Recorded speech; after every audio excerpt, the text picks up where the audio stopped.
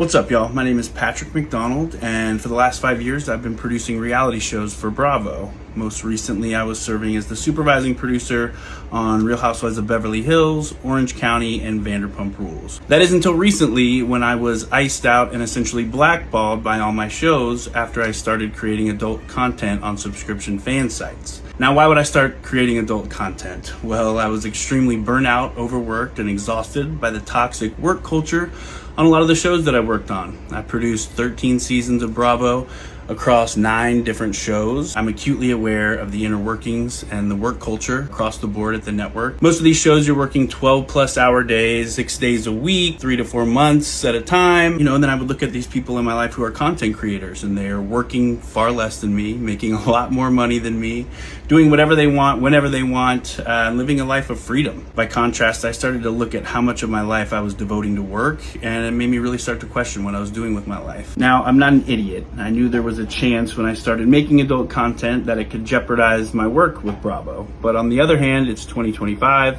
There's Real Housewives and other Bravo reality stars with fan sites. So someone that's a face of the network can create a fan site. Certainly it shouldn't be a problem for someone who works behind the scenes, right? We're seeing guests on Watch What Happened Live being corrected when they use the word hooker and told to say sex worker.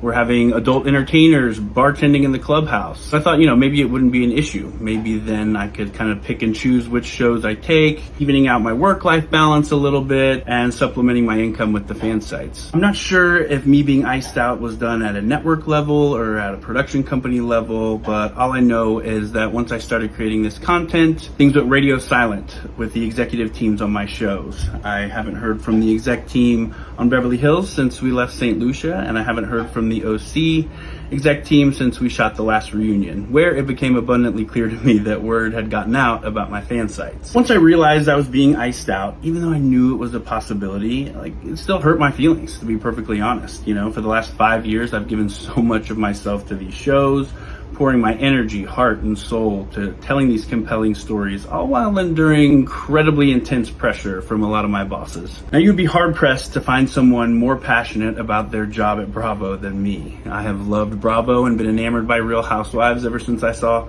Sheree shifting Kim Zolciak's wig out in front of Jimmy John's on Atlanta back in the day. I love these shows. I loved them then, and I love them to this day. And I love them because I know how much they mean to people, because I know how much they meant to me. I was proud and honored to work on these shows, and as it turned out, I was really good at it. I came into the Bravo world in a bit of an unconventional way. Several years ago, I myself was on a reality show much like these shows called Fire Island, and I was on that show during one of the darkest periods of my life. I was battling a serious drug addiction at the time that I was keeping a secret during production. So I know what it's like to be on one of these shows while your life is crumbling around you and you're trying to just keep it together. It's a really unique position to be in, and one that's very hard to understand until you go through it yourself. Shortly after Fire Island wrapped, I was a homeless junkie, shooting up 3 to 4 times a day and was sleeping under bridges, But then I went to rehab. I got clean and I started to rebuild my life. I've been sober for about 1.5 years, working 2 jobs, one at a grocery store and one cutting down trees, when I got my first offer to work on a Bravo show. I was so beyond grateful for that job because I honestly thought I'd never work in TV again. So I took it and I ran with it and gave it everything I had. I started out as a logger on Married to Medicine, and I quickly climbed the ladder from there. My next show, I got a promotion. My next show, I got a promotion. By my 4th show, I was promoted to field producer, and I was running a crew on Real Housewives of Atlanta. Within the next 2 years, I was promoted to supervising producer, working directly under the co-executive producers.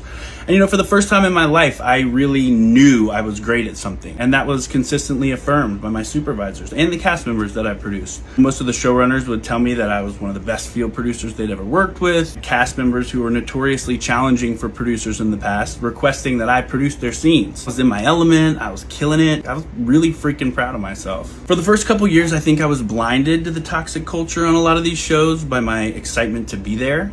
But after a while, I started to step back and question the way these shows were being run. I could see how overworked and stressed out a lot of my colleagues were. And I would look at a lot of the gay men who were showrunners on this show and try to picture my life if I was in their position. And honestly, most of them seemed unhappy, lonely, and some of them quite miserable. Is this really what I want out of my life? Is this the trajectory I want to continue down? So time went on, and my passion for the genre started to wane as a result by how poorly cast and crew were treated at times. And for someone who loves Housewives as much as I do, I was quite shocked by how disenchanted I became. I also developed a bit of a moral dilemma on a recent season when a cast member's sexuality was at the center of a storyline. I found the internal conversations about this person and what they were going through to be extremely insensitive, problematic, and quite frankly gross. A person's coming out journey, if they have one, is entirely their own. Full stop. Now let me be clear, I'm not talking about friends of this person who are also on the show who would naturally be inquisitive and ask questions about someone's life and who they're dating. I'm talking about the entity of a TV show digging into someone's sexuality in a way that's salacious and sensationalized. That's what the internal dialogue felt like to me. Producers encouraging other cast members to ask direct questions that would put this person's sexuality on the spot just felt really invasive to me and crossed the line that I wasn't really comfortable with. I would see people at the executive level who have worked with this cast member for years, seemingly very close, talk to this cast member in a seemingly compassionate way.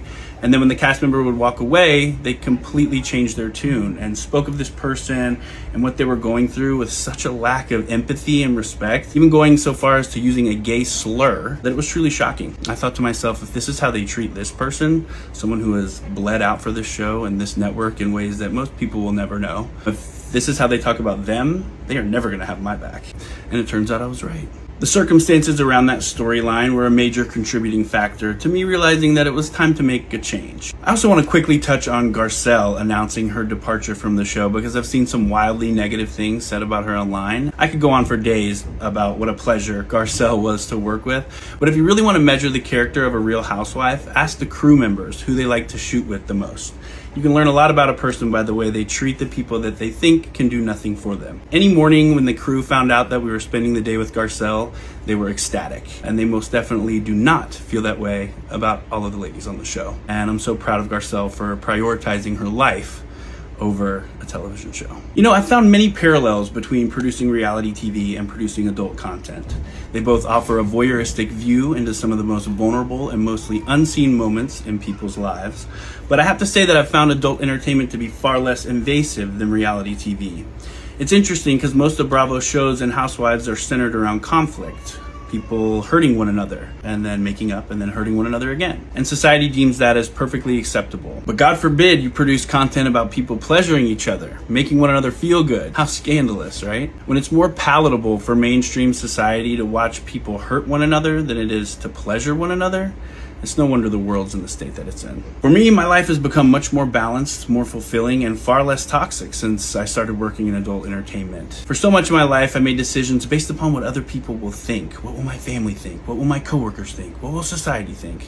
Other people's opinions often shape so much of our decision making, and honestly, adult entertainment has been something I've been interested in doing for a long time, but I was too scared to do because of the fear of what other people might think. Man, you've got one life to live and it's yours alone. And I've been having such a blast making this content for the past few months. I mean, working with the Housewives can be fun at times, but traveling the world to film with some of the most beautiful men on the planet is also a pretty top tier job, if you ask me. But while I am extremely proud of a lot of the work I've done with Bravo, I am just as proud of the work that I'm doing now. And let me say this, sex work is real, legitimate work, and it has been since the dawn of humanity. Shout out to all the sex workers out there who have been discriminated against, unfairly judged, or cast aside because of what they choose to do with their own bodies. Those have been villainized by many of the same people who consume the product and services that they provide. So I thank those who have endlessly battled the stigma and demanded a seat at the table, all while building an industry so massive and so profitable that it made it a safe enough space for real housewives like Denise Richards and Larsa Pippen to start creating adult content.